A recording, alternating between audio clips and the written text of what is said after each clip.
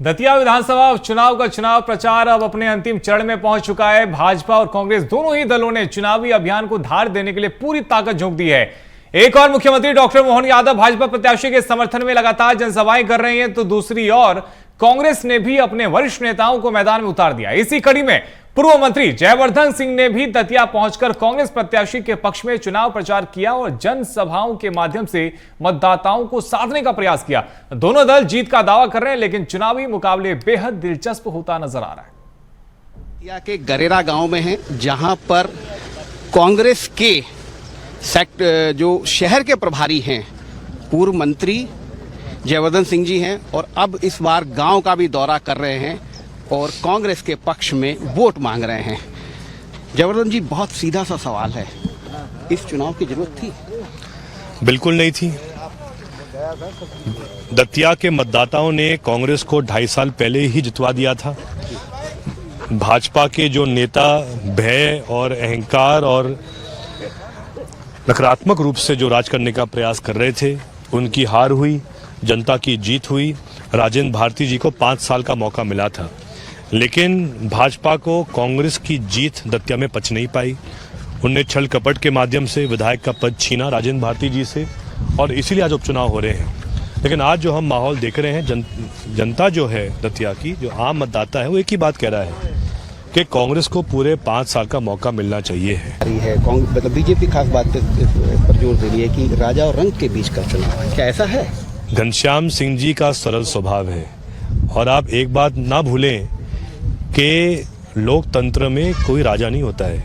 चाहे घनश्याम सिंह जी का परिवार आज़ादी के पहले एक राज परिवार रहा है, लेकिन जो उनका व्यवहार है वो एक आम व्यक्ति जैसा है। उनके घर में सब लोग उनसे मिल सकते हैं, वो सबके घर जाते हैं। हमने स्पष्ट कहा है, चाहे किसी का बैकग्राउंड कैसा भी हो, लेकिन लोकतंत्र में जनता राजा होती है।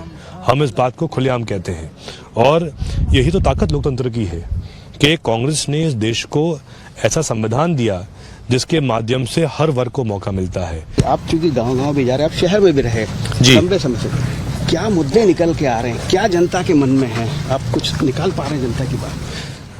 जनता आज बात कर रही है बेरोजगारी की, जनता बात कर रही है उत्कृष्ट शिक्षा की, किसान आज बात कर रहा है कि ऐसा क्या कारण है कि भाजपा सरकार ने मध्य प्रदेश में पूरी खाद और डीएपी की व्यवस्था ऑनलाइन कर दी। किसान दतिया का है, उसको खाद मिल रहा है बसई में। किसान भांडेर का है, वो जा रहा है दतिया खाद के लिए। भाई, ऐसा कभी नहीं था। जब सरकार कांग्रेस की होती थी तो जहां किसान निवास करता था, सोसाइटी पे खाद आती थी किसान के लिए, सोसाइटी पे डीएपी आती थी। आज भाजपा ने पूरा सिस्टम का कबाड़ा कर दिया है, किसान का शोषण हो रहा है, महंगाई चरम पर है, युवा आज सड़कों पर आंदोलित है, और वही युवा के आंदोलन के कारण पहली बार झुकना पड़ा मोदी जी को। धर्मेंद्र प्रधान जी का इस्तीफा हो चुका है। तो कि SIR के बाद ये पहला उपचुनाव है मध्य प्रदेश में जी, और यहाँ भी लगभग 20 से 22 हजार वोट जो कम हुए, तो आप क्या एनालिसिस कर रहे हैं? वो देखिए, भाजपा प्रयास कर रही थी वोट चोरी की, लेकिन हमारे अध्यक्ष जीतू पटवारी जी ने और संगठन ने गांव-गांव में कांग्रेस आज भी जिंदा है। गांव-गांव में कांग्रेस का नेता कार्यकर्ता खड़ा है। हर मतदान केंद्र पर कांग्रेस के कार्यकर्ता ने संघर्ष किया, विशेष ध्यान दिया कि कोई भी नाम ना कटे।